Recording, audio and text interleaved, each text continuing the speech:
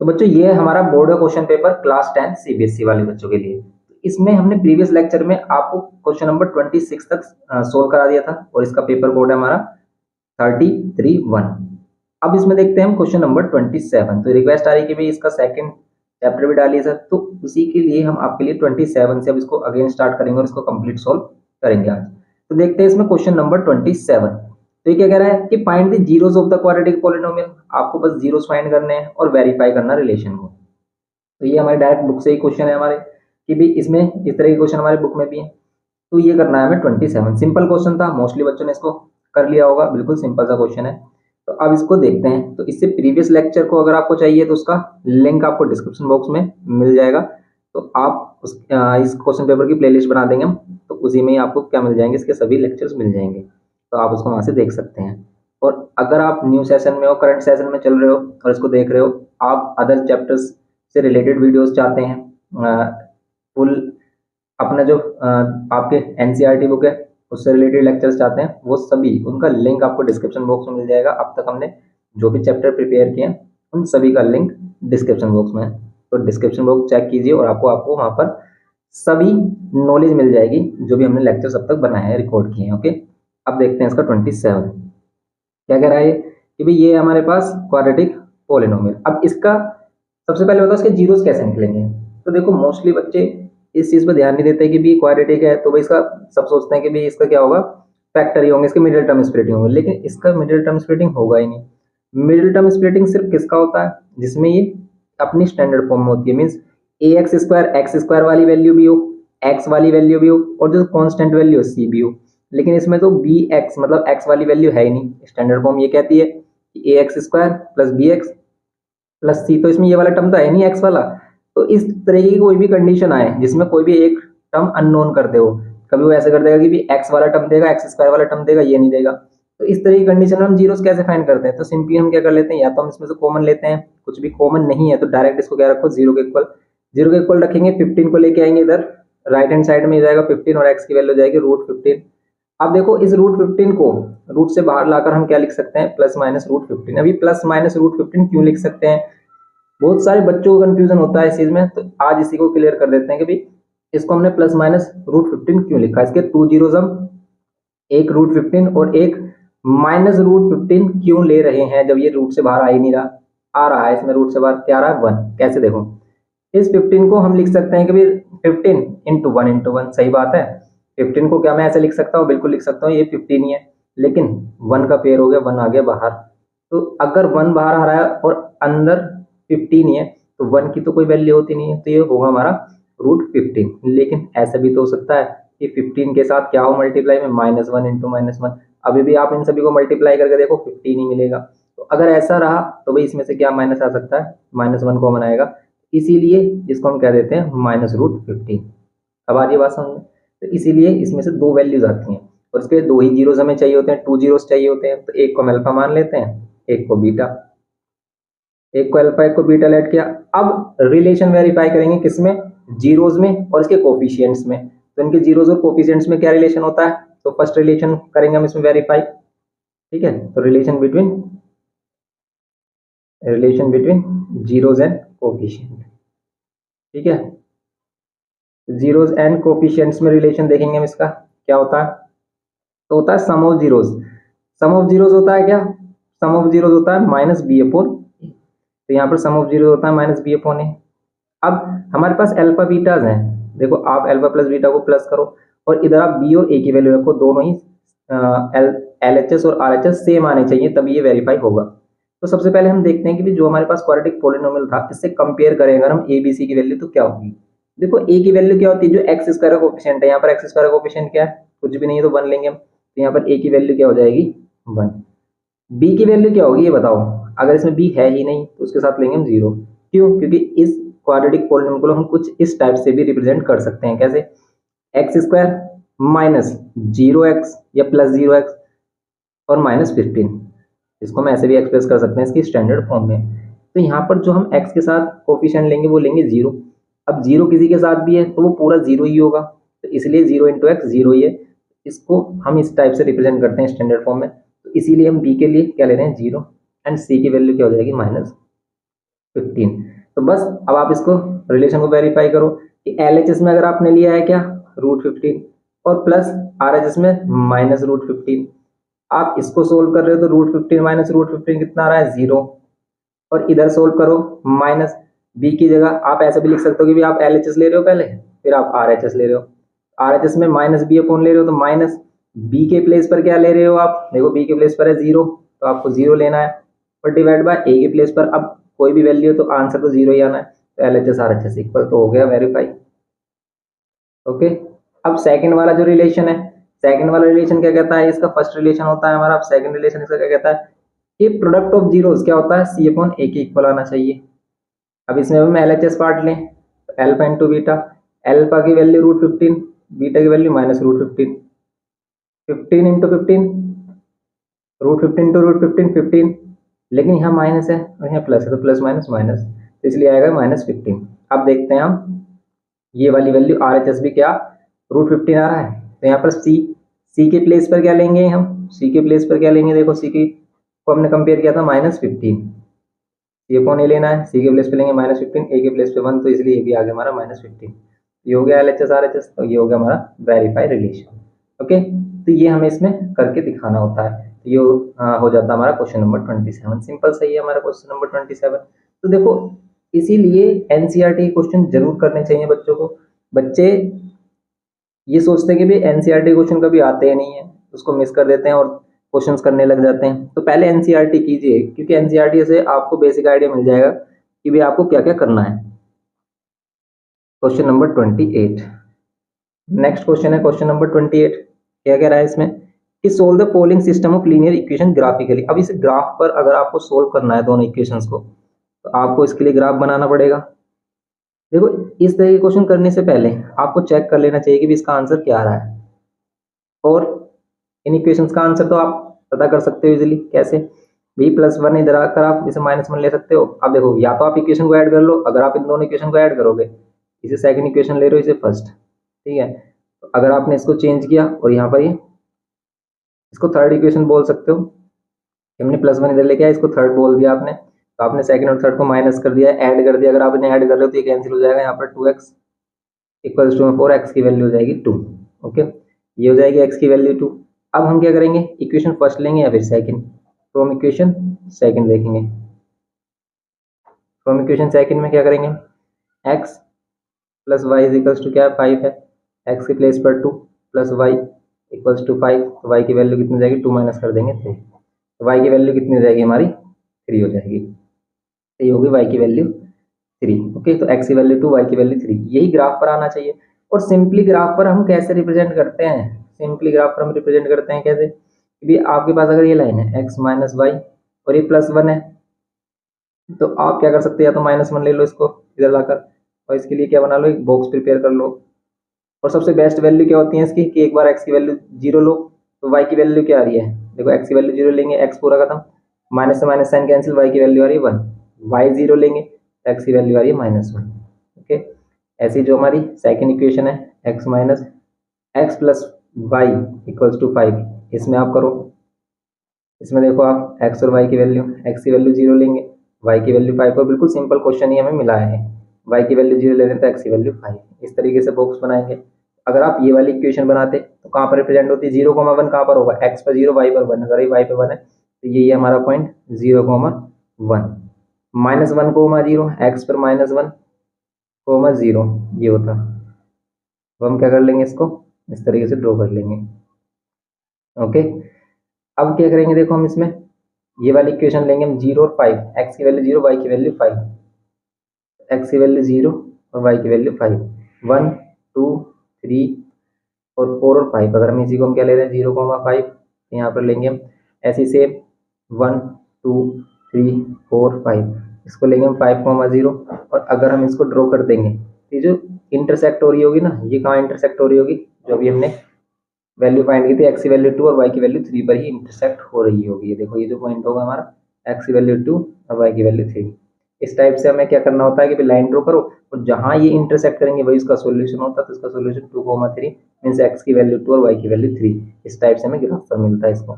Okay तो अगर graph से आता है क्वेश्चन तो इस टाइप से करना है हमें और आपने किया या नहीं किया, तो कमेंट करके बताना कि भी आपने किस टाइप से किया था ये, या फिर इसको किया नहीं।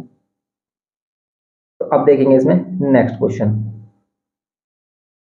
क्वेश्चन नंबर 29 सिंपल क्वेश्चन है, बोल रहा है कि फाइंड द रेशियो। अब आपको रेशियो फाइंड करना है। ये क्या आ गया हमारा, कोऑर्डिनेट ज्योमेट्री से आ गया, सेक्शन फॉर्मूला इसमें यूज होता है हमारा, जिसमें हम रेशियो फाइंड करते हैं। Find the ratio in which the line segment joining the point this and this. तो ये लाइन सेगमेंट है हमारे पास क्या, 5,3 एंड -1,6।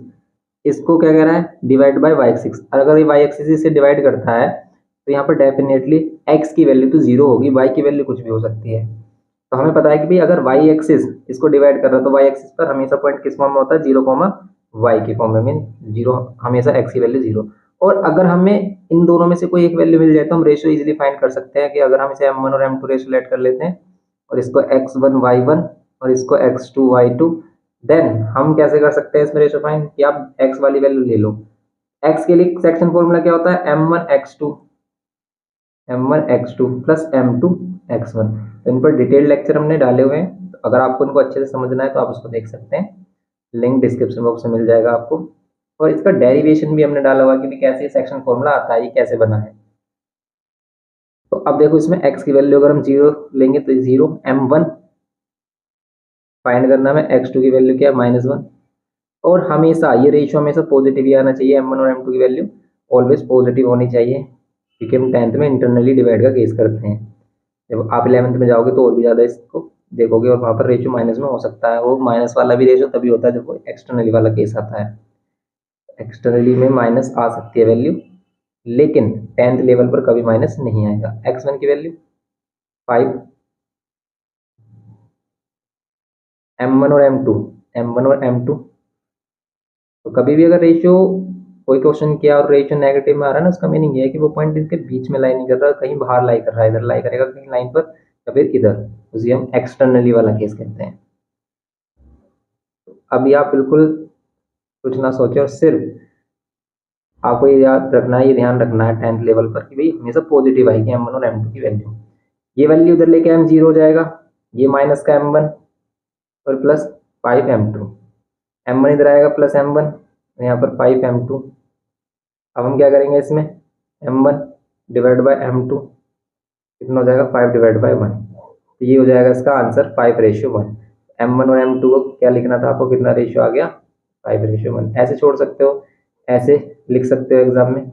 आपने कैसे लिखा, कैसे किया एग्जाम में, आप बताना इसमें कमेंट करके। तो अब इसमें इसका सेकंड पार्ट, तो आपने इसका फर्स्ट पार्ट किया फिर सेकंड पार्ट किया, ये भी कमेंट करके बताना आप कि आपने कौन सा अटेम्प्ट किया इसमें, क्योंकि आप इसमें से एक ही अटेम्प्ट करना था, दोनों नहीं अटेम्प्ट करने थे।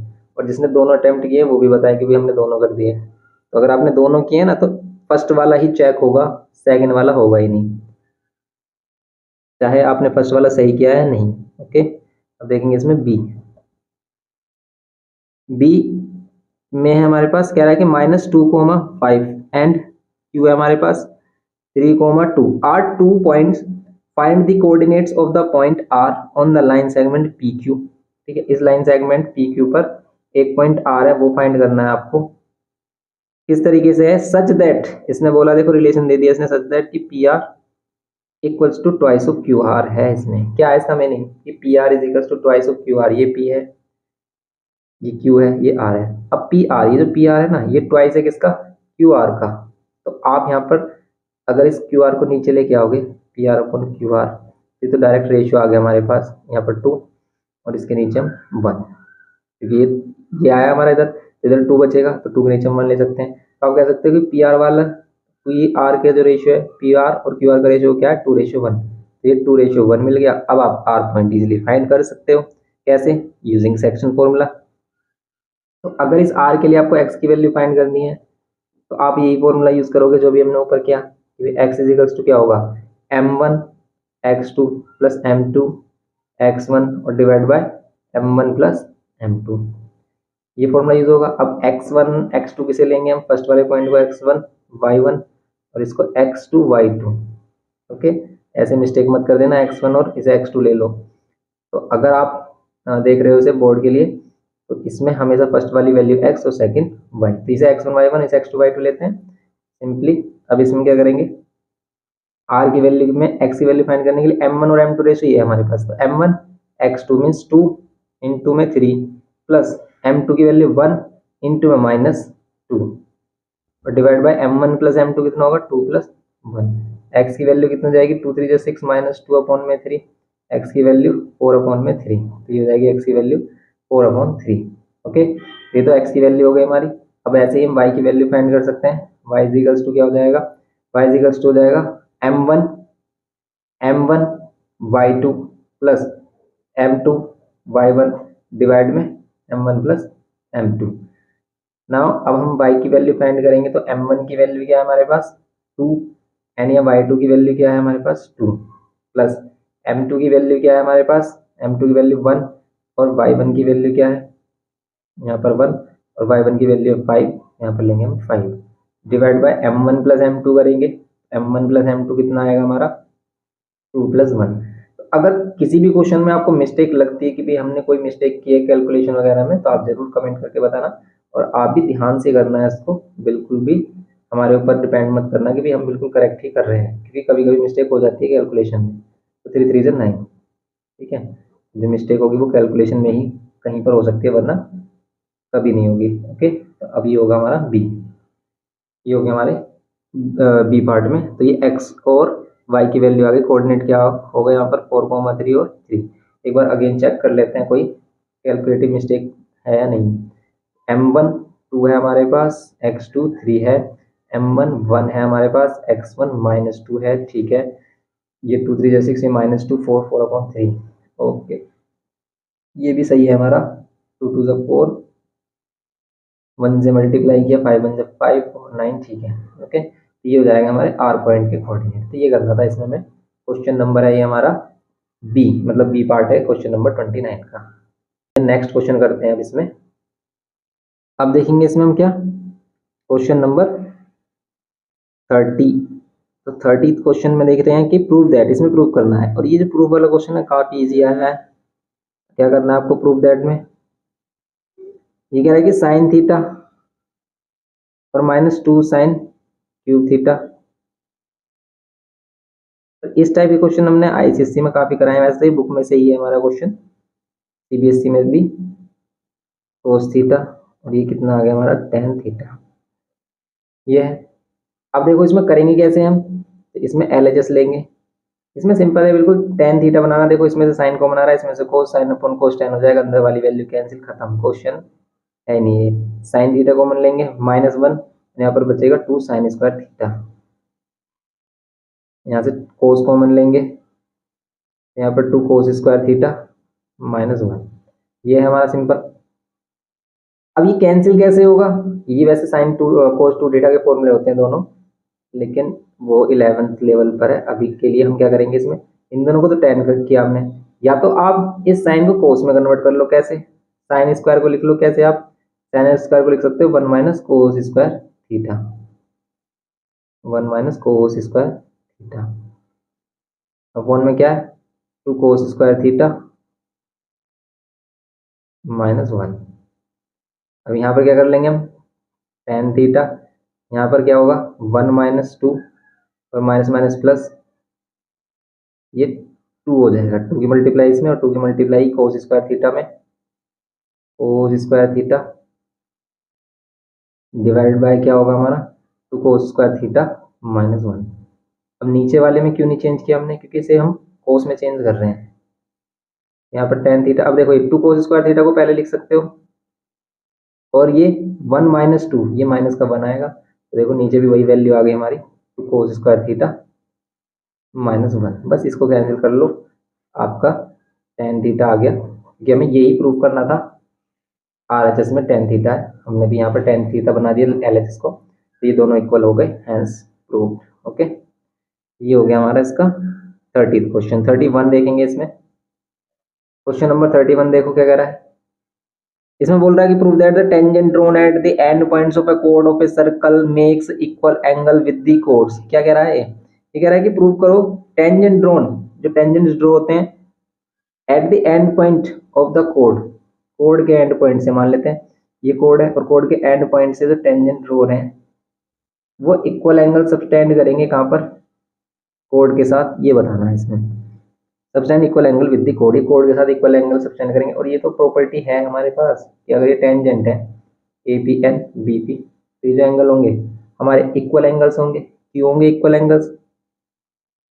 आप इसको प्रूव कर सकते हो कि भाई यहाँ पर ए पी, यहाँ पर क्या होगा ए पी और बी पी दोनों ही इक्वल साइड्स हैं, tangent drawn from exterior point. तो अगर ये tangent drawn from exterior point है देन ये आइसोसेलेस है, तो ये इक्वल हो गई। या फिर इसको ऐसे ही प्रूव कर सकते हैं हम कि आप यहाँ से क्या कर लो भाई, रेडियस बना लो, और आपको पता है टेंजेंट और रेडियाई के बीटवीन जो एंगल होता है वो होता है 90। आप लेट कर लो कि भाई ये वाला एंगल क्या है एक्स, ये कितना हो जाएगा 90 माइनस एक्स, ये हो जाएगा x, तो ये हो जाएगा 90 माइनस एक्स। हैंस प्रूव हो गया कि भाई हमारा एंगल पी ए बी और पी बी ए दोनों इक्वल है। ऐसा कर सकते हो, तो सिंपल है ये हमारा 31st क्वेश्चन। अब देखो इसमें 32 में क्या करना है। 32 में कह रहा है कि इन अ फ्लाइट 2800 किलोमीटर की फ्लाइट है, an aircraft was slowed down due to bad weather, its average speed is reduced by 100 kilometre per hour and by doing so the time of the flight is increased। ये quadratic equation है question. कैसे कि भाई हमें इसमें distance बोला है total कितना है 2800 किलोमीटर। अब ये कह रहा है कि बैड वेदर की वजह से इसकी जो एवरेज स्पीड है वो कितनी रिड्यूस हो गई है 100 किलोमीटर पर आवर। अभी बोल रहा है कि जिसकी वजह से टाइम को कितना लगा है 30 मिनट ज़्यादा लगे हैं। Find the original duration of the flight. Original duration मतलब ओरिजिनल टाइम आपको बताना है। बताओ इसमें हम किस वैल्यू को लेट करें, तो इसमें हम टाइम लेट करें, इसमें हमें टाइम ही लेट करना पड़ेगा। ठीक है, कैसे लेट करना पड़ेगा, क्योंकि हमें टाइम फाइंड करना है, तो हम लेट कर लेते हैं उसका जो नॉर्मल टाइम था ओरिजिनल टाइम वो कितना है। अब इसने क्वेश्चन में कंफ्यूजन डाल दी क्योंकि हम स्पीड वाले क्वेश्चन करते हैं ज़्यादातर ऐसे। अब अगर हम टाइम को, वैसे हम इसे स्पीड लेट करके भी कर सकते हो, ठीक है। Average speed is reduce by 100 kilometre, कि आप इसकी स्पीड क्या लेट कर लो, एक्स स्पीड लेट कर लो, और इसकी स्पीड न्यू स्पीड जो रिड्यूस स्पीड है उसको आप एक्स माइनस 100 कर लो। अगर स्पीड से कर रहे हो, देखो दोनों तरीके से हम इसको बता सकते हैं आपको कि अगर आप स्पीड लेट कर रहे हो और या फिर आप टाइम लेट करके। अगर आपने टाइम लेट करके किया तो भी हो जाएगा। कैसे, क्योंकि ओरिजिनल टाइम हम इसका एक्स आर मान लेते हैं, लेकिन न्यू टाइम कितना हो जाएगा इसका, न्यू टाइम हो जाएगा इसका कितना टाइम ज्यादा लग रहा है 30 मिनट्स ज्यादा लग रहे हैं, तो एक्स में कितना प्लस कर दो 30 मिनट्स। 30 मिनट्स का मीन्स कितने आर 1.5 आवर, क्योंकि आर में लेना है आपको यहाँ पर। तो यहाँ पर कितना टाइम लग रहा है इसको 1 मतलब हाफ आवर एक्स्ट्रा हो गया। अब क्या करेंगे इसमें, ये कह रहा है कि भाई जो स्पीड थी वो कितनी हो गई 100 किलोमीटर रिड्यूस हो गई। तो पहले हम इसकी ओरिजिनल स्पीड निकालेंगे, और स्पीड इज इक्वल्स टू क्या होता है, स्पीड इज इक्वल्स टू होता है डिस्टेंस अपॉन टाइम। सही बात है। तो डिस्टेंस हमारा 2800 किलोमीटर, तो ये हम लेट कर रहे हैं इसकी ओरिजिनल स्पीड। ठीक है, ओरिजिनल स्पीड है, तो ओरिजिनल स्पीड ये हो जाएगी इसकी 2800 किलोमीटर। टाइम कितना लग रहा था इसे एक्स, तो ये होगी इसकी ओरिजिनल स्पीड। लेकिन जो न्यू स्पीड होगी वो क्या होगी, न्यू स्पीड क्या होगी, वो इस स्पीड का क्या हो जाएगी 100 कम हो जाएगी। या फिर आप क्या कह सकते हो कि भाई 2800 और टाइम कितना लग रहा है, न्यू टाइम कितना लग रहा है एक्स प्लस हाफ, ये न्यू स्पीड हो गई। लेकिन जो न्यू स्पीड है वो 100 किलोमीटर क्या है 100 किलोमीटर पर आवर लेस है, ये वाली वैल्यू छोटी है इस वाली वैल्यू से। तो अगर हम इन दोनों को माइनस कर दें, दोनों स्पीड को, ये इसकी ओरिजिनल स्पीड ज़्यादा थी और ये इसकी ओरिजिनल स्पीड जो न्यू स्पीड है वो कम है, तो वो कितनी कम है, ये 100 कम है। इस टाइप से आप इसको कर सकते हो। करो आप इसको किस तरीके से करोगे, देखो यहाँ पर एक प्रॉब्लम है कि भाई सबसे पहले कि इसका एलसीएम कैसे करोगे, आपको ये प्रॉब्लम आ रही होगी। तो प्रॉब्लम वैसे कुछ भी नहीं है, क्योंकि आप इसका एलसीएम ले लो, सिंपल हो जाएगा ये। कैसे, सबसे पहले आप 2800 कॉमन ले लो ऊपर से, नीचे इसमें एलसीएम लोगे आप तो कितना हो जाएगा 2x प्लस 1/2, और यहाँ पर ये 100, 20 से 20 कैंसिल। अब क्या करेंगे हम 1/x माइनस ये 2 ऊपर जाएगा, तो नीचे हो जाएगा 2x प्लस 1। अब ये 28 है, या तो आप इसको इधर ही रहने दें या फिर हम इसको डिवाइड में लेके आएंगे। वैसे हम इसको इधर ही रहने देते हैं अभी, इक्वल्स टू में 0। अब ये क्वाड्रेटिक इक्वेशन बनेगी, इसको सोल्व करें आप, कितना आएगा देखो। अगर हम इसको सोल्व कर लेते हैं, यहाँ पर 28 आ रहा है, फिर आ रहा है हमारे पास 1/x माइनस 2/2x प्लस 1, और यहाँ पर आ गई वैल्यू 0, ये हो गया। अब कैसे करेंगे इसको, देखो आप बच्चे सोच रहे होंगे कि बहुत ही ज़्यादा डिफिकल्ट करा दिया सर ने, तो इतना ज़्यादा तो होगा ही नहीं, क्योंकि अगर इसे स्पीड से करोगे तो बहुत ईजी हो जाएगा ये। अभी स्पीड से करके दिखाएंगे इसे हम, कि अगर स्पीड लेट करके करें तब क्या होगा। तो देखो बात यह है कि भाई आपको रटने नहीं है क्वेश्चन। अगर आपने रटे हुए हैं तो आप क्वेश्चन कर ही नहीं पाओगे अगर न्यू क्वेश्चन आ जाएगा, और अगर आपने समझा है तो आपके लिए बहुत ही ईजी हो जाएगा ये। देखो ऊपर आ गया हमारा 1 बच रहा है, तो ये हो जाएगा 28। अब देखो आपको ईजी लगने लगेगा ये। कैसे? हमने एक गलती की है यहाँ पर, क्या यहाँ इक्वल टू में जीरो कैसे आ जाएगा भाई? हमने 100 से 100 कैंसिल किया, 1 आएगा ना इक्वल टू में। कि आप कैसे सोच सकते हो, इसको ऐसे समझ सकते हो कि भाई यहाँ पर 28 इंटू 100 था, 100 को 100 से डिवाइड करेंगे 1 आएगा, तो यहाँ पर 1 मिलेगा आपको। क्योंकि अगर यहाँ जीरो हो जाए ना, अगर यहाँ जीरो हो जाए तो ये पूरी वैल्यू जीरो हो जाएगी इधर आकर। अब यहाँ पर अगर 1 है तभी तो ये वाली वैल्यू बचेगी हमारी x और 2x प्लस 1। अब करेंगे इसको 28, यहाँ पर 2x स्क्वायर प्लस एक्स, यहाँ पर 0, 2x square plus x minus 28। अब करेंगे इसको, ये हो जाएगा 56। 56 के फैक्टर माइनस करने पर कितना है? 1 है, बताओ। तो 56 के फैक्टर 8 7 से 56 होते हैं, तो 8 माइनस 7। यहाँ पर कितना आ गया हमारा? 2x square. देखो अगर आपने इस टाइप से किया क्वेश्चन तो इसका डायरेक्ट आंसर जो x की वैल्यू आएगी वही होगा, क्योंकि इसने टाइम बोला है हमसे फाइंड करने के लिए। 2x और यहाँ से x कॉमन लेंगे, x प्लस 4 माइनस 7 कॉमन लेंगे, x प्लस 4। तो 7, देखो एक फैक्टर तो ये आ गया x प्लस 4 और एक ये आ गया 2x माइनस 7। इसको जीरो के इक्वल रखेंगे तो मिलेगा -4, जो कि कभी आंसर नहीं होगा। इसको जीरो के इक्वल रखेंगे तो पहले 7 इधर आएगा प्लस का और 2 डिवाइड में आएगा, तो इसका मीन्स क्या है? इसका मीन्स है 3.5, 3.5 घंटे। इसका मतलब ही क्या है? 3.5 आवर्स है। तो ये इसका ओरिजिनल टाइम था जो इसे लग रहा था इसको जर्नी को कंप्लीट करने में। इसने ये बोला था हमसे फाइंड करने के लिए, फाइंड दी ओरिजिनल टाइम बोला है ना इसने, हाँ, find the original duration of the flight. तो ये इसका आंसर होता हमारा 3.5। अब इसे अगर स्पीड वाले मेथड से करते कि भाई हम इसे स्पीड को एक्सलेट करके करते, तब किस टाइप से होता है, देखो उस तरीके को भी हम बता देते हैं आपको कि भाई तब ये किस तरीके से होता। तो अगर आपके पास कॉन्सेप्ट है तो आप कोई भी मेथड लगा सकते हो, किसी भी तरीके से कर सकते हो। लेकिन अगर आपने सिर्फ रटा हुआ है तो फिर आप एक ही मेथड पर डिपेंड हो जाओगे और उसमें भी काफी मिस्टेक करोगे। इसलिए क्वेश्चन को समझे, रटे ना। अब देखो इसका सेकंड मेथड। अब देखो सेकंड मेथड में अगर इसको करते क्वेश्चन नंबर 32 के ए पार्ट को ही, तो हम इसमें लेट कर लेते पहले क्या, कि लेट ओरिजिनल स्पीड। तो इसकी ओरिजिनल स्पीड हम कितनी लेट कर लेते? x किलोमीटर पर आर। इसकी न्यू स्पीड कितनी हो जाती? न्यू स्पीड 100 किलोमीटर पर आर कम हो रही है हमारी बैड वेदर की वजह से। अब डिस्टेंस तो वही सेम है हमारा, दोनों ही जर्नी में 2800 किलोमीटर। अब इसका रिलेशन कैसे बनाएंगे? अब बनाएंगे हम टाइम से रिलेशन, क्योंकि इसे 30 मिनट इंक्रीज, टाइम ज्यादा हो गया है। तो देखो पहला वाला टाइम ओरिजिनल टाइम निकालें हम, ठीक है, इनिशियल टाइम भी कह सकते हो आप इसको।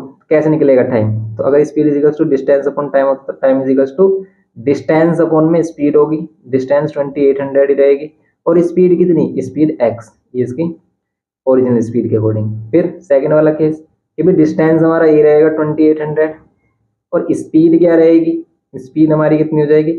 x minus 100। न्यू स्पीड ये है तो उसके अकॉर्डिंग टाइम ये लग रहा है। अब इसमें से ज्यादा टाइम लग रहा है क्योंकि इसकी स्पीड हो गई है कम, तो ये वाला जो टाइम पीरियड ना वो ज़्यादा है, इसकी वैल्यू क्या है? बड़ी है, तो इसलिए इस बार हम इसे T2 माइनस T1 करेंगे। तो इसमें ये भी इंपॉर्टेंट है, यहाँ पर 30 मिनट लिखो या फिर इसको लिखेंगे 1/2 आर, क्योंकि मिनट में हम इसे रिलेट कर ही नहीं रहे, सभी वैल्यू हमने आर में ली है या फिर किलोमीटर में। तो हम 30 मिनट को भी किस में चेंज कर लेंगे? 60 से डिवाइड करके। इसको 60 से डिवाइड किया तो ये भी किस में हो गया? 1.5 आर में हो गया कन्वर्ट। अब इसमें यही मेन है कि भाई आप किस वैल्यू को पहले रखेंगे। तो जिसका डिनोमीटर छोटा वो बड़ी वैल्यू, कॉमन सेंस भी लगा सकते हो कि भाई यहाँ पर इसे ज़्यादा टाइम लग रहा था तो ये बड़ी वैल्यू है। जिसका डिनोमिनेटर छोटा वो बड़ी वैल्यू, तो बड़ी में से हम इसे छोटी माइनस करेंगे। क्योंकि देखो अगर हमने यहाँ देख रहे हैं हम, तो यहाँ पर हमने इसमें से इसे माइनस किया, इसमें से इसे, लेकिन यहाँ क्या कर रहे हैं हम? इसमें से इसको कर रहे हैं। ठीक है, हम यहाँ पर कंपेयर कर रहे हैं कि बड़ी वैल्यू कौन सी है, ये बड़ी वैल्यू है। क्योंकि अगर हमने छोटी में से बड़ी वैल्यू माइनस की तो यहाँ पर T2 माइनस T1 करेंगे। अगर हमने छोटी में से बड़ी वैल्यू माइनस की तो इसमें नेगेटिव आएगा, तो वहां से हमारा खेल खराब हो जाएगा, क्वेश्चन ही गलत आएगा, आंसर गलत आएगा बिल्कुल। अब इसमें करेंगे, ये आ जाएगा 28 अपॉन में x माइनस 100 माइनस 2800 और अपॉन में x इक्वल्स टू में हाफ।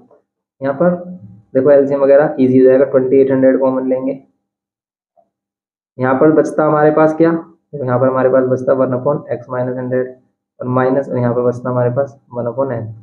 तो अभी हमने ये एलसीएम नहीं किया, डायरेक्ट एलसीएम करने की सोच रहे थे हम, लेकिन नहीं किया, जिससे कि आपको अच्छे से समझ में आए। अब इन दोनों का एलसीएम इन दोनों की मल्टीप्लाई कर लो, इसको इधर मल्टीप्लाई कर दो और इस वाली वैल्यू को इधर, और बाहर अगर माइनस है तो इस चीज़ का ध्यान रखना, अंदर वाले के साइन चेंज होंगे। तो अगर आपने डायरेक्ट इसको ऐसे लिखा x माइनस 100 तो गलत हो जाएगा, क्योंकि ये वाली वैल्यू प्लस होने वाली है। अब यहाँ पर ही 2800, यहाँ पर ये x माइनस एक्स और ये प्लस 100 डिवाइड बाय x, और यहाँ पर x माइनस 100, x से x कैंसिल, सोल्व कर लो इसको। यहाँ पर तो और भी खतरनाक हो गया कैसे, तो यहाँ पर ये हो जाएगा, देखो 100 मल्टीप्लाई करेंगे अब तो इसमें 2 जीरोज और आ जाएंगी, और ये जो वैल्यू है इसको इधर लेके आओ। अब देखो ये और भी खतरनाक होने वाला है, इस 2 को और भी हम इधर लेके आए मल्टीप्लाई में, और इसको कर दिया हमने कुछ इस टाइप से। अब ये टफ क्यों होने वाला, देखो यहाँ पर क्या करेंगे हम, इसको मल्टीप्लाई कर रहे हैं तो 56, ये बन गई क्वाड्रेटिक इक्वेशन खतरनाक वाली। अब मोस्टली बच्चों पर इसके फैक्टर ही निकलेंगे। ये 5600 इधर लेके आते हैं, इधर जीरो कर लेते हैं, 5600 भी कहाँ है ये, तो काफ़ी बड़ी वैल्यू आ गई हमारी, ये आ गया 56 और 4 जीरोज है इसमें, तो 4 जीरोज हैं तो कितना हो गया 5,60,000। अब बताओ इसके फैक्टर क्या होंगे, देखो फैक्टर तो इजी है इसके, लेकिन कॉमन सेंस 100 लाना है आपको माइनस करके, तो 8 और 7 वाले करो सिस्टम। ये भी यहाँ पर क्या कर लो, 800 माइनस 700, 800 माइनस 700 इसके फैक्टर होंगे, 800 700 इसके फैक्टर होंगे। तो यहाँ पर क्या हो जाएगा, माइनस करके 100 आएगा और मल्टीप्लाई करके ही आ रहा है। अब देखो आप इसमें सोल्व करोगे, यहाँ माइनस एक्स और minus minus plus 700x, minus minus plus, तो इसलिए ही उसने टाइम पीरियड बोला था फाइंड करने के लिए, क्योंकि उसे पता था कि अगर स्पीड बोली तो मोस्टली बच्चों पर ये इक्वेशन ही सोल्व नहीं होगी, उसे देख के डर जाएंगे। यहाँ पर x और x माइनस 800, फिर यहाँ पर प्लस 700 कॉमन लेंगे, यहाँ पर x और माइनस 800। अब क्या करेंगे हम इसमें, x माइनस 800 और यहाँ पर x प्लस 700। अब देखो इसमें x माइनस 800 इक्वल्स टू 0 और यहाँ पर x plus 700 equals to 0। x की वैल्यू 800 और यहाँ पर x की वैल्यू माइनस 700। अब x की वैल्यू 800 माइनस 700, तो कौन सी वैल्यू लेंगे, पॉजिटिव वैल्यू। तो स्पीड क्या है इसकी, ओरिजिनल स्पीड क्या है इसकी 800 किलोमीटर पर आवर, लेकिन हमें फाइंड तो टाइम करना था, वो भी ओरिजिनल टाइम। बताओ ओरिजिनल टाइम कैसे फाइंड करेंगे, देखो ये रहा ओरिजिनल टाइम हमारा, जो हम t1 लेट किया था, हमारा ओरिजिनल टाइम ये है। ओरिजिनल टाइम के लिए, ठीक है, ओरिजिनल टाइम के लिए हमें क्या करना होता, जो इसका डिस्टेंस है उसको डिवाइड करते इसकी ओरिजिनल स्पीड 800 से, करते इसको, देखो कितना आ रहा है, पर उसको डिवाइड वही आ रहा है, देखो अगर आप 2 से डिवाइड करोगे कितना आ रहा है, या 4 से कर लो, 4 7 जा 4 2, ये आ गया हमारा 3.5 आर। ठीक है, इसे 3.5 आर कह सकते हो या फिर 3.5 आर, ऐसे छोड़ सकते हो 7/2 आर। तो ये होता है इसका फाइनल आंसर हमारा। इस टाइप से था ये क्वेश्चन नंबर 32 में ए पार्ट। अब इसमें देखेंगे हम 32 बी पार्ट। तो आप कमेंट करके बताना कि भाई आपने किया है नहीं किया है क्वेश्चन, और किया तो किस मेथड से किया है। अब देखेंगे इसमें बी पार्ट इसका।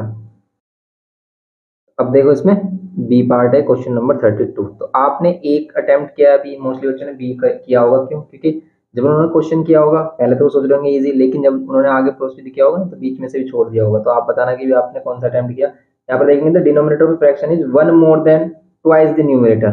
अब न्यूमरेटर और डिनोमिनेटर वाला क्वेश्चन है फ्रैक्शन वाला, तो फ्रैक्शन ऐड कर लेते हैं एक्स अपॉन वाई। अभी क्या बोला इसने कि denominator of a fraction is 1 more than twice the numerator. इसके न्यूमरेटर से जो डिनोमिनेटर है वो क्या है, 1 more than twice the numerator. अगर न्यूमरेटर हमने एक्स ऐड किया, ठीक है, तो डिनोमिनेटर क्या होगा, न्यूमरेटर के ट्वाइस से 1 मोर, ये कह रहा है। तो ये क्वाड्रेटिक इक्वेशन का क्वेश्चन ही बनेगा ये भी हमारा। If the sum of the fraction and its reciprocal, अभी जो फ्रैक्शन बनी है ये और इसका ही रेसिप्रोकल अगर हम करते हैं, मीन्स इसको ऊपर नीचे मतलब वही डिनोमिनेटर का न्यूमिनेटर, न्यूमिनेटर का डिनोमिनेटर पलट दें, कह सकते हो ये। तो ये इन दोनों का सम कितना आ रहा है, 216/20 आएगा, ये कह रहा है। आपको क्या फाइंड करनी है, फ्रैक्शन। तो फ्रैक्शन फाइंड करेंगे हम, तो इसमें सिर्फ हमने लेट किया है किसको, न्यूमरेटर को। तो न्यूमरेटर को अगर हमने एक्स लेट किया, क्योंकि एक ही वेरिएबल लेंगे इसमें, तो भाई डिनोमिनेटर क्या हो जाएगा हमारा, ये हो जाएगा, इनका रेसिप्रोकल का सम ये होगा। अब इसको सोल्व कर लो सिंपल। अब बच्चों को प्रॉब्लम आ रही होगी भी इनका एलसीएम क्या लें, इनका एलसीएम क्या लें हम। तो इन दोनों का एलसीएम, इन दोनों की मल्टीप्लाई, एक्स को इधर मल्टीप्लाई कर दो एक्स स्क्वायर, 2x प्लस 1 को इधर मल्टीप्लाई कर दो 2x स्क्वायर इक्वल्स टू में 21 2 जा 42, 21 2 जा 42 और 42 प्लस 16 ये कितना हो जाएगा 58, ये हो जाएगा 58/21। ओके, ये हो जाएगा हमारे पास 58/21। अब इसको सोल्व कर लेंगे, x square plus 2x square करेंगे 4x स्क्वायर प्लस 1 का स्क्वायर करेंगे 1, ए प्लस बी का होल स्क्वायर लगा रहे हैं इसमें, 2a भी कर रहे हैं तो 4x।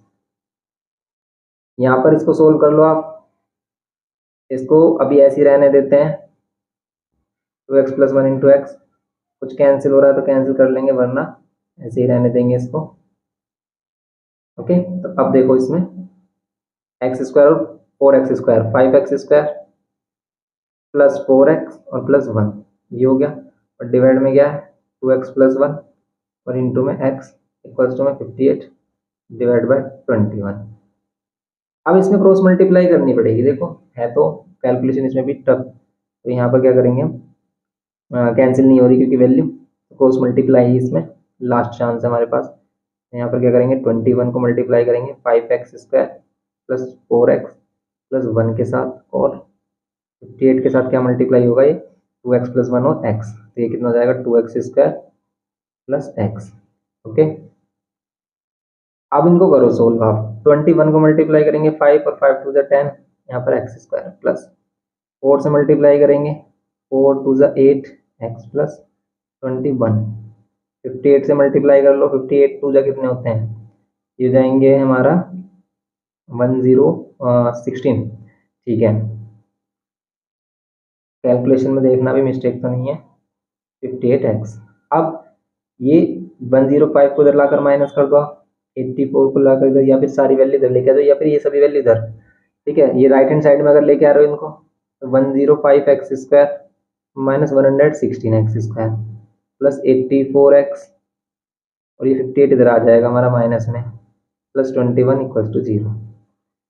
अब इन दोनों को माइनस करो, कितना आ रहा है, तो इनको माइनस कर दें तो आ रहा है हमारा 11, ये 11 आ रहा है, एक्स स्क्वायर वो भी माइनस में, यहाँ पर आएगा प्लस में, इन दोनों को माइनस करो कितना आ रहा है, तो इन दोनों को माइनस करेंगे तो यहाँ आ गया 26 आ रहा है, वो भी प्लस का, क्योंकि प्लस का 84 ग्रेटर है, और यहाँ पर प्लस 21 इक्वल्स टू में 0।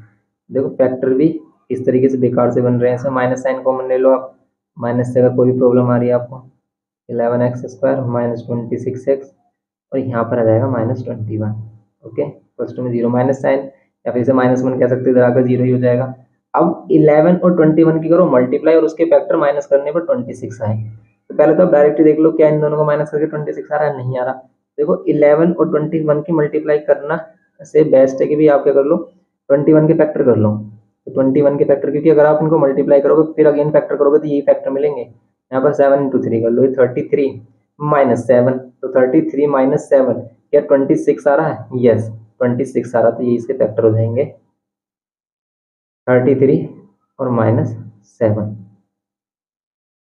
अब देखेंगे इसमें हम क्या आंसर आएगा इसका, 11x स्क्वायर माइनस 33x, और न्यूमरेटर और डिनोमिनेटर में जो फ्रैक्शन बनती है, मीन्स न्यूमरेटर और डिनोमिनेटर, यहाँ पर एक हमेशा इंटीजर में ही आएगी वैल्यू, फ्रैक्शन में कभी नहीं आएगी एक्स की वैल्यू, माइनस प्लस हो जाएगा -21 इक्वल्स टू में 0।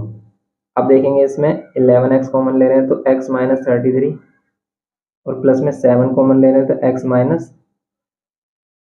3 होगा ना, यहाँ पर 11 का कॉमन लिया था, यहाँ पर 3, तो यहाँ पर भी 3, तो यहाँ पर हमारा कितना हो जाएगा x माइनस 3, यहाँ पर 11x प्लस 7 इक्वल्स टू में 0, यहाँ पर x माइनस 3 इक्वल्स टू में 0, और यहाँ पर x की वैल्यू 3, और 11x+7 इक्वल्स टू में 0, तो यहाँ पर x की वैल्यू -7/11 ये हो जाएगी। x की वैल्यू 3, तो यहाँ पर x की वैल्यू -7/11 ये है इसमें आंसर। तो इसमें ये तो आंसर होगा नहीं इसका, x की वैल्यू न्यूमरेटर ये तो होगा नहीं, न्यूमरेटर होगा ये। तो अगर आपको फ्रैक्शन लिखनी है तो भाई न्यूमरेटर तो 3 होगा, लेकिन डिनोमिनेटर क्या है 2x+1 है, फ्रैक्शन ये है x/2x+1, क्योंकि हमने यही बनाई थी स्टार्टिंग में कि भाई न्यूमरेटर x और डिनोमिनेटर क्या है उसके ट्वाइस से एक ज़्यादा।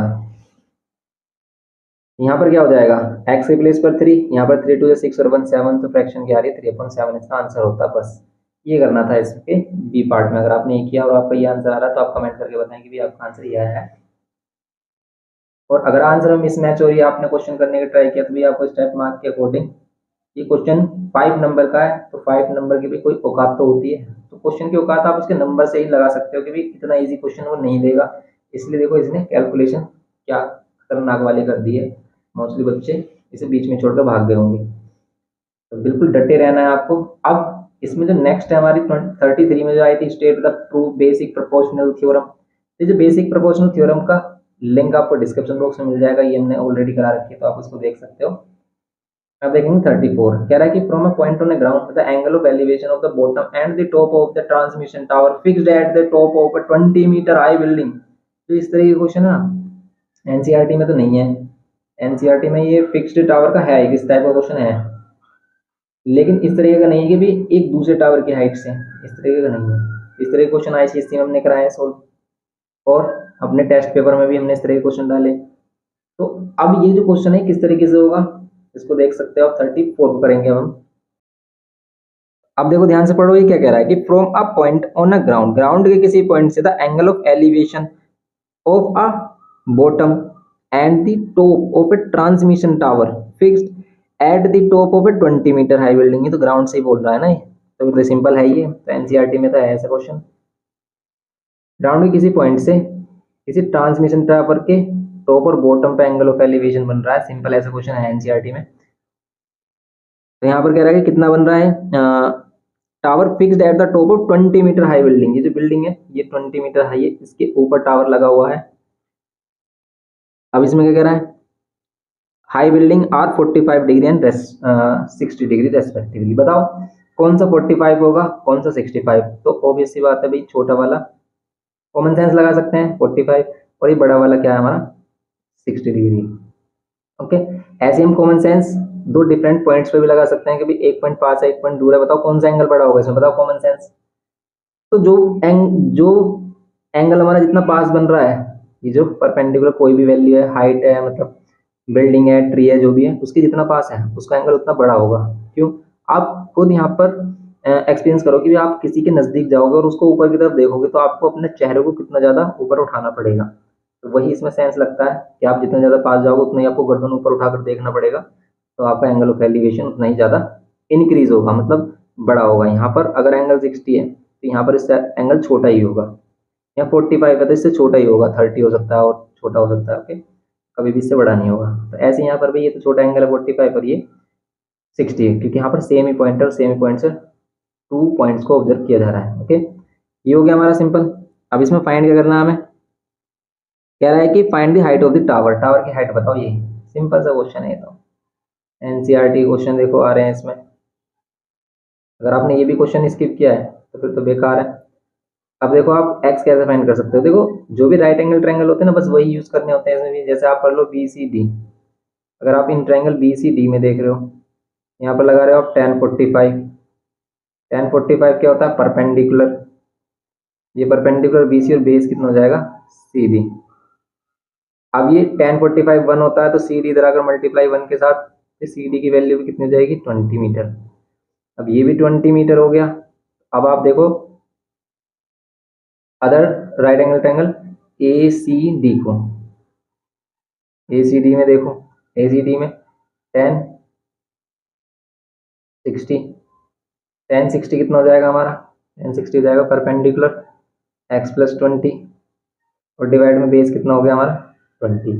tan 60 की वैल्यू कितनी होगी हमारी √3, यहाँ पर ये x+20, 20 इधर मल्टीप्लाई हो जाएगा। ओके, अब क्या करेंगे हम इसमें 20 इधर माइनस कर देंगे, 20√3 minus 20 equals to max, 20 common ले लेंगे, यहाँ पर √3 minus 1 equals to max. Okay, तो ये हो जाएगा हमारे पास 20 और √3 माइनस 1, ये एक्स की वैल्यू इसकी ये आएगी हमारी इतनी मीटर। समझ गए आप? तो ये करना था इसमें हमें क्वेश्चन में, तो बस इसका आंसर ये हो जाता है हमारा सिंपल। अब देखते हैं इसमें नेक्स्ट क्वेश्चन इसका 35। क्वेश्चन नंबर 35 में कह रहा है कि solid iron pole consist of a solid cylinder of height 200 centimetre and a base diameter 28 centimetre which is surmounted. Book का ही क्वेश्चन है बिल्कुल कि दो सिलेंडर हैं, एक के ऊपर एक रखे हैं। ये क्वेश्चन तो आप इजीली कर ही सकते हो, ठीक है। ऐसे बी वाला पार्ट है इसका ये कि भाई टू हमारे पास क्या लग रहे हैं, ये सिलेंड्रिकल एंड पॉइंट्स है इसमें, तो ये क्वेश्चन भी आपका सिंपल ऐसे भी कर सकते हो। सेक्शन ई में हम इसके केस स्टडी देखते हैं। अब सेक्शन ई, सेक्शन ई ये बुक के क्वेश्चन है, दोनों ये बुक के क्वेश्चन है, बुक में भी देख सकते हो आप, मिल जाएंगे आपको। यहाँ पर कह रहा है कि स्टेबल ओनर, स्टेबल का यहाँ पर क्या मतलब है, यहाँ पर अस्तबल है हॉर्स के लिए कह रहा है ना ये अस्तबल owner has 4 horses, he usually tie these horses with 7 metre long rope, 7 metre long rope से उनको टाई करता है। Square shape grass field 20 metre length है इसकी, तो स्क्वायर शेप ग्रास फील्ड में बंधे हुए हैं हॉर्सेस, ठीक है, कॉर्नर पॉइंट्स पर। अब इनकी 7 मीटर है ये जो रोप है, ये 20 मीटर क्या है भाई स्क्वायर फील्ड की लेंथ ब्रेथ क्या है 20 मीटर है। अभी कह रहा है कि फर्स्ट में देखो डायरेक्ट करो इसको सोल्व, क्वेश्चन नंबर 36 में फर्स्ट में क्या कह रहा है कि find the area of the square shape grass field, area find करना भाई, कितना easy question. Side into side 20 का स्क्वायर कर दोगे 400 मीटर स्क्वायर, बस यूनिट लगाना मत भूल जाना, तो 400 मीटर स्क्वायर आता है इसका आंसर। फिर कह रहा है कि सेकंड के फर्स्ट वाले पार्ट में क्या बोल रहा है कि find the area of the total field in which these grass can graze, कितने एरिया में ग्रास मतलब ये हॉर्सेस ग्रेज कर सकते हैं, मतलब घास खा सकते हैं। तो भाई यहाँ पर देखो आप 90 बन रहा है, तो ये है क्वाड्रेंट, और यहाँ पर एक क्वाड्रेंट, और लेकिन ये क्या है हमारे 4 क्वाड्रेंट है। एरिया क्या होगा 4 क्वाड्रेंट का एरिया क्या हो जाएगा, सर्कल ही बन जाएगा, क्योंकि 4 की मल्टीप्लाई अगर हम एक क्वाड्रेंट के एरिया में करें 4 और मल्टीप्लाई 1 क्वाड्रेंट का एरिया क्या होता है 1/4 पाई आर स्क्वायर, तो 4 से 4 कैंसिल आ, तो वही गया हमारा पाई आर स्क्वायर। पाई की वैल्यू 22.7 लेंगे, 3.14 कह रहा है, तो 3.14 ले लो, मल्टीप्लाई आर की वैल्यू कर लो 7 का स्क्वायर, इसको मल्टीप्लाई कर लो, आंसर आ जाएगा सिंपल। कितना आंसर आ रहा है इसका, अगर हम 49 से इसको मल्टीप्लाई करके देखें, इसका आंसर आ रहा है हमारा, मल्टीप्लाई कर लेते हैं 49 मल्टीप्लाई 3.14, तो आ रहा है 153.86 मीटर स्क्वायर, बस ये हो जाता है इसमें सिंपल। और अगर इसका बी पार्ट किया आपने, तो बी वाले में क्या कह रहा है, बी वाले में कह रहा है कि if the length of the rope of each horse is increases from 7 metre to 10 metre find the area grazed by 1 horse, find the area grazed by 1 horse, तो एरिया एक हॉर्स कितना एरिया ग्रेज करेगा ये बताओ।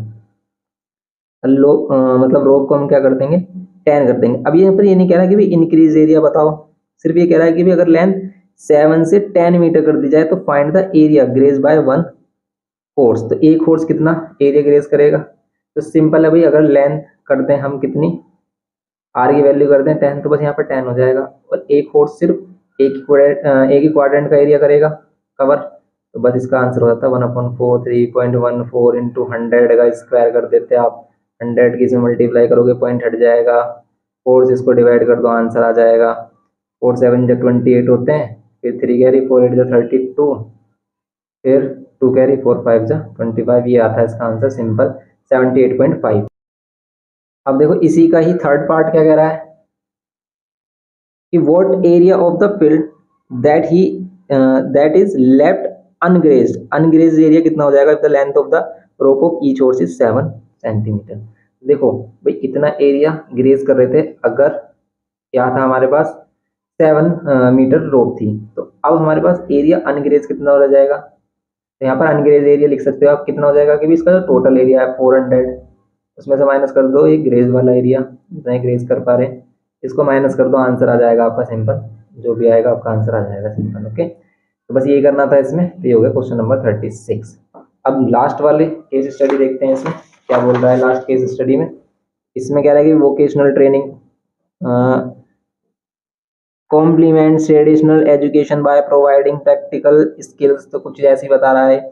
सीधा आप question पर आ जाओ, कह रहा है कि भी एज, तो देखो आप डायरेक्ट क्वेश्चन रीड करो, नहीं समझ में आ रहा तो आप इसकी थ्योरी पढ़ो, वरना डायरेक्ट क्वेश्चन हो जाता है। जैसे कह रहा है 37 में, if from the above answer the following, what is the lower limit of the model class, तो बताओ इसके मॉडल क्लास की लोअर लिमिट क्या होगी। तो आपको ये क्वेश्चन दिख रहा है, तो बताओ इसका मॉडल क्लास होगी क्या। तो मॉडल क्लास जिसकी सबसे ज्यादा फ्रीक्वेंसी कौन सी हमारी 132 वाली, तो 132 वाली में क्लास इंटरवल क्या है 20 से 24, इसकी फ्रीक्वेंसी कितनी आ रही है 132 आ रही है। तो इसी को ही हम क्या करेंगे, what is the lower limit of the model class, तो फर्स्ट वाले का क्या आंसर आएगा भाई, इसकी लोअर लिमिट कितनी है, इसकी लोअर लिमिट है 20, फर्स्ट वाले का आंसर होता है 20।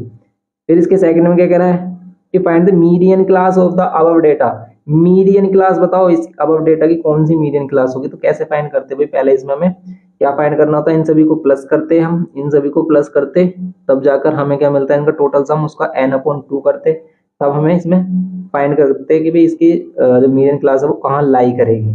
क्या आप अभी बता सकते हो कि इसकी मीडियन क्लास कहाँ लाई कर रही होगी। तो नियरली अगर हम इसमें देखें तो इसकी मीडियन क्लास कहाँ लाई करेगी, ये हमारे पास 15 से 19।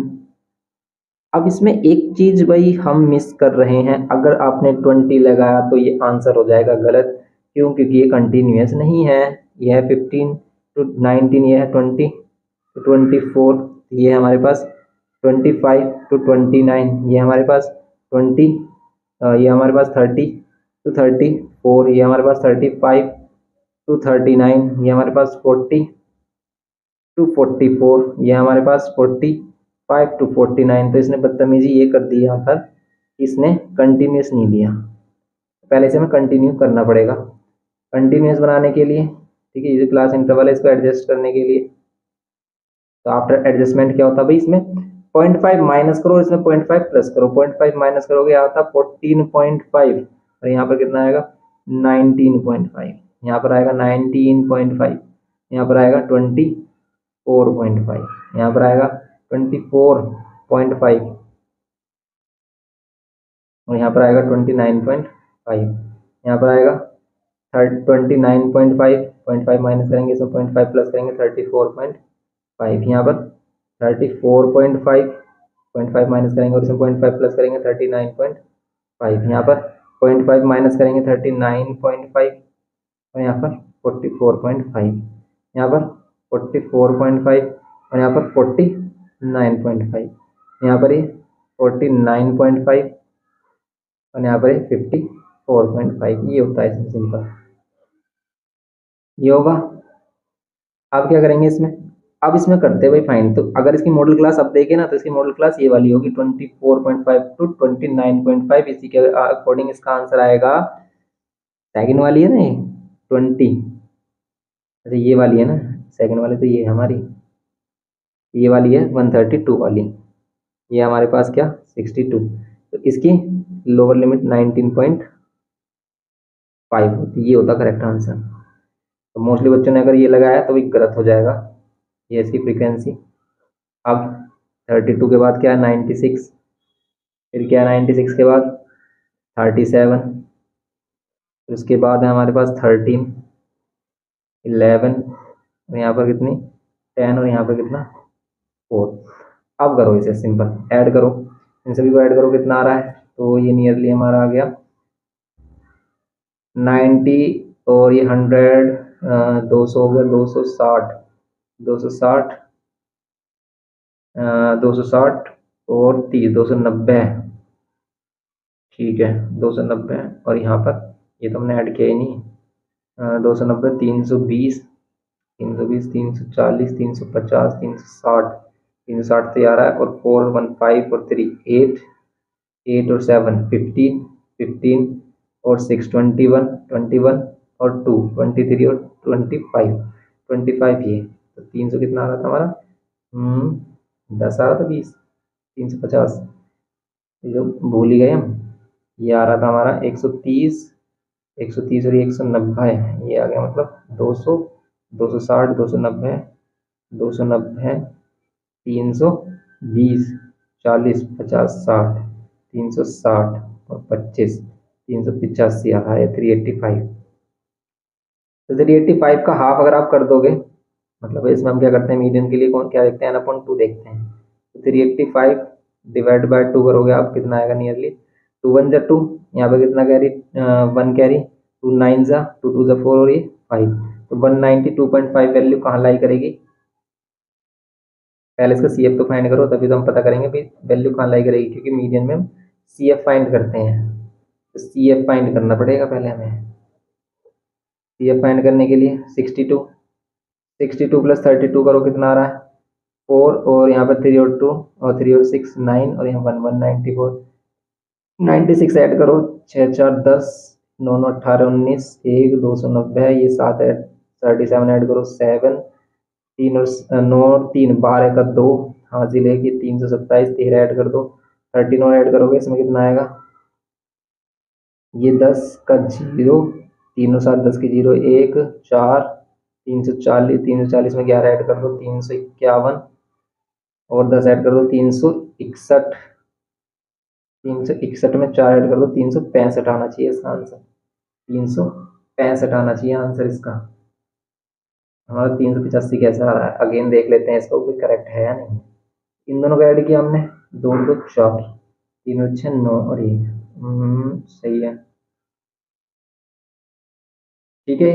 अब इसमें 96 ऐड करेंगे तो 6 4 10 की 0 हासिल 1, 9 9 18 19 का 9 हासिल 1 2, 37 ऐड करेंगे इसमें 7, और 9 और 3 12 का 2 हासिल 1, 327, 13 ऐड करेंगे, 13 और ऐड कर देंगे तो 40, 11 ऐड कर देंगे 51, 10 ऐड कर देंगे तो कितना आ जाएगा, 10 ऐड कर देंगे तो ये हो जाएगा हमारे पास, 10 ऐड करते ही ये हो जाएगा 61 और 4 65, 365 ये आंसर आएगा इसका।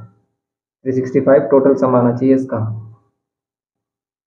तो यही इसका सम होगा। तो देखो कभी कभी हम जल्दी से करने के लिए, ठीक है, कि हम सोचेंगे कि क्विकली हम सोल्व कर दें इसको, ज़्यादा फास्ट करने के चक्कर में हम और भी लेट हो जाते हैं, क्योंकि हमारी मिस्टेक हो जाती है कैलकुलेशन की। इसलिए कैलकुलेशन करें तो बिल्कुल पेशेंस के साथ करें। 365 टोटल सम आएगा, 365 का हाफ कर दो आप, क्योंकि मीडियन के लिए n/2 करते हैं, कितना आ रहा है 2 1 जा 2, फिर 1 कैरी 2 8 जा 16, 2 2 जा 4, और ये 182.5 कहाँ लाई करेगा, 182.5 ये रहा, देखो यहाँ लाई कर रहा है हमारा 182.5। तो 182.5 हमारा यहाँ लाई कर रहा है 194, तो ये इसकी जो क्लास होगी, हमारी क्लास इंटरवल यही होगी जो मोड की होगी। तो मोस्टली ये जो वैल्यूज होती हैं हमारी मीन मीडियन मोड, वो बिल्कुल क्या होती हैं, नियर बाई होती हैं, नियर बाई में ही इसके आंसर आ रहे होते हैं। तो सेकंड में अगर हम इसका क्लास इंटरवल लिखना है, फाइंड द मीडियन क्लास, तो मीडियन क्लास यही है हमारी 19.5 टू 24.5, ओके, 19.5 टू 24.5 इसकी मीडियन क्लास होगी। अब क्या कह रहा है और में, ठीक है, ये तो हमने सोल्व कर लिया। अब इसके थर्ड वाले पार्ट का अगर बी पार्ट किया आपने, तो बी पार्ट में कह रहा है कि find the number of participants of age less than 50 years who undergo vocational course. तो आपको क्या कह रहा है कि लेस देन 50 ईयर्स से कम में कितने लोग होंगे, लेस देन 50 ईयर्स। तो भाई 49 ये है, तो ये 50 ईयर से लेस वाले हैं, ये सभी क्या है 50 ईयर से लेस वाले हैं। तो ये सभी ऐड कर दो, मतलब सिर्फ 4 हटाने हैं आपको। तो इसका मीन्स कितना आंसर होता है इसका 361, टोटल 365 है।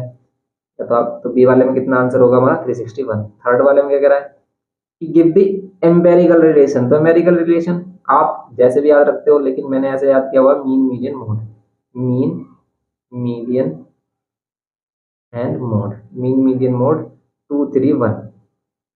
लेकिन बुक में यही कैसे दिया हुआ है हमारा, इस तरीके से। लेकिन बुक में कैसे दिया हुआ है आपका 1 2 3 के अकॉर्डिंग दिया हुआ है कि पहले 1 फिर ये वाली वैल्यू, मीन्स ऐसे दिया हुआ है कि mode is equals to twice of median minus thrice of mean. आप ऐसे लिखो रिलेशन, ऐसे लिखो, इसी टाइप से लिखो, बस आपका ये जो रेशियो है सही होना चाहिए, ठीक है। तो बस ये रिलेशन आपको बताना था, एम्पेरिकल रिलेशन, ये हमारा मीन मीडियन मोड है। तो डायरेक्ट हमारी बुक में लिखा है ये, और बच्चे से इग्नोर कर देते हैं। इसीलिए कहते हैं कि भाई एनसीईआरटी मस्ट होती है, एनसीईआरटी सबसे पहले आपको पकड़नी है, तभी आपको दूसरी बुक करनी है।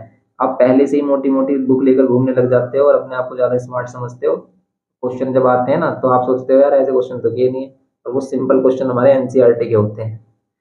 इसीलिए एनसीईआरटी पर ज़्यादा फोकस रखें, मीन्स पहले फोकस आप एनसीईआरटी पर दें, जब आप उसको कर ले तो फिर अगेन हम दूसरी बुक्स कर सकते हैं जो भी आपको करनी है, लेकिन एग्जाम के टाइम में पहले आपको एनसीईआरटी का ही रिवीजन करना होता है।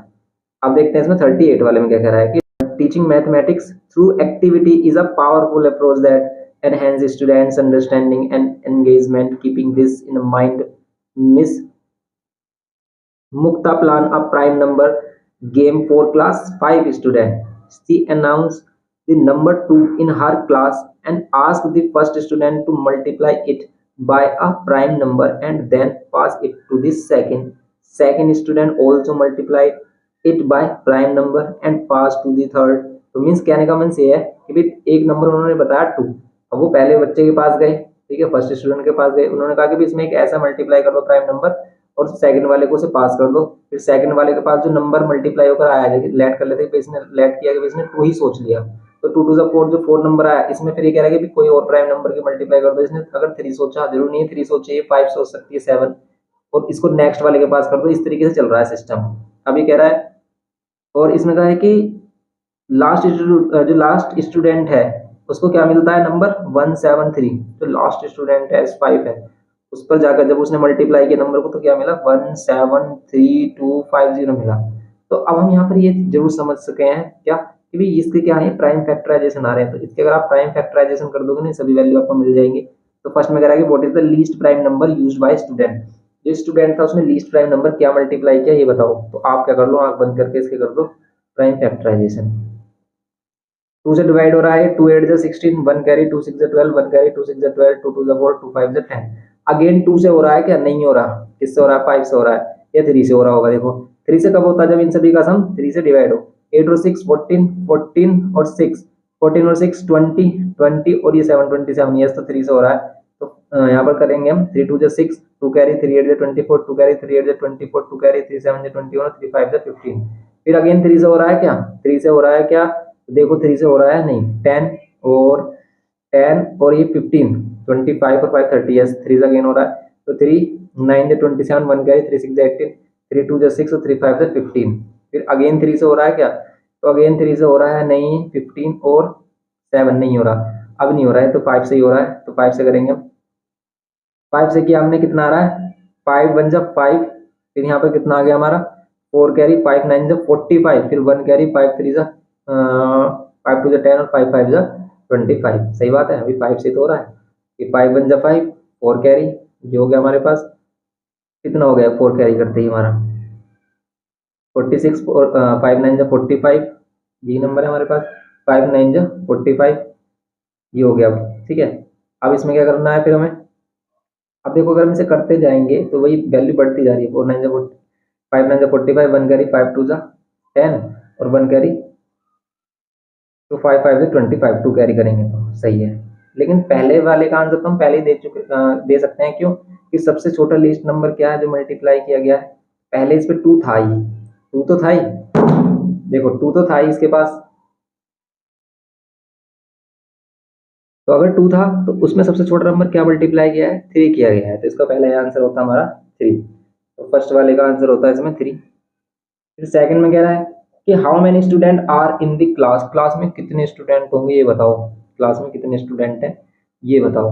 तो हम कैसे बता सकते हैं कि क्लास में कितने स्टूडेंट हैं, तो क्लास में कितने स्टूडेंट हैं, या तो आप इनके फैक्टर कर लो कि इसके कितने फैक्टर हो रहे हैं, कितने फैक्टर हम इसमें कर सकते हैं।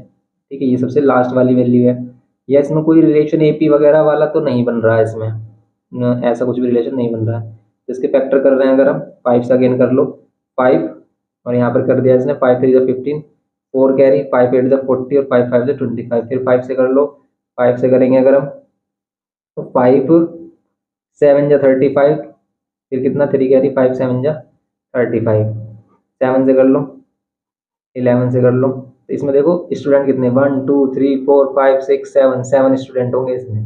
क्यों, क्योंकि ये 2 नंबर है, एक नंबर तो मैम ने ही दिया था, तो ये 7 स्टूडेंट होंगे। कि भाई 2 नंबर इसे मिला, इसने 2 की 3 की मल्टीप्लाई कर दी, इसे मिला, फिर इसने 3 की मल्टीप्लाई कर दी, उससे नेक्स्ट वाले को मिला, उसने 5 की, फिर 5 की, फिर 5 की, फिर 7 की, फिर 11 की, इस तरीके से। तो 1 2 3 4 5 6 7 बच्चे हैं इसमें टोटल, ये बताना था इसमें। फिर कह रहा है कि या फिर इसी का ही और में एक आंसर दे रखा है, तो ए हो गया हमारा, इसी के ही और में आंसर दे रखा है। बी वाला क्या कह रहा है, देखो इसमें कह रहा है कि what is the highest prime number used by student, highest prime number क्या यूज किया गया है, 11 यूज किया गया है बस, या तो ये बताना था आपको थर्ड वाले में कि which prime number has been used maximum times, कौन सा नंबर मैक्सिमम टाइम्स यूज किया गया है, तो 5 बाई मैक्सिमम टाइम यूज किया गया है 5।